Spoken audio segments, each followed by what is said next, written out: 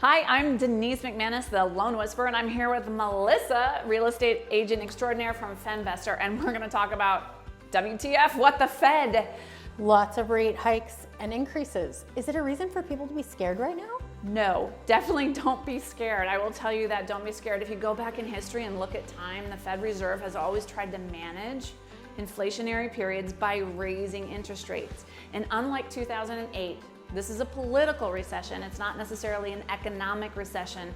And we'll speak to specific metrics in this market alone, but we can see where there's an opportunity that's going to come as the interest rates start to settle in with the economy, and then the Fed will, as they have done historically, bring the rates back down. So coming out of a recession, the rates always come back down. Always historic. It's inevitable. It's gonna happen. History repeats itself, you've heard that. So I don't want people to be scared, to answer your question.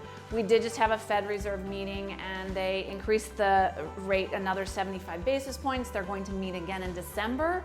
But when they met last week, the market loved what the chairman's words were, and he felt very confident that we are moving in the right direction. So the stock market rallied that day. We had a really great day in the stock market, comparative to where we've been anyway.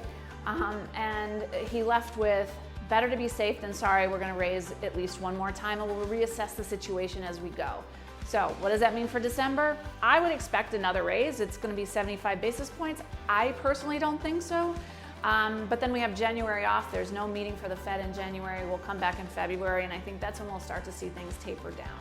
And I think what that means for our buyers is that December and January could be great times for you to purchase a home in this buyer's market, because homes are sitting there for longer, prices are staying stable, and it's a really great time where you can be aggressive with offers and see if you can get those sellers to accept what you're willing to pay them. And for buyers, when sellers are getting nervous, that's a great time to ask for concessions. They don't want their home sitting on the market any longer than necessary, so don't be afraid to ask. And since September, the last 5 deals that I've done, I've been able to get seller concessions to either pay down the rate or get repairs for my buyers. That's because you're a great negotiator, and that's why we all need to work with Melissa.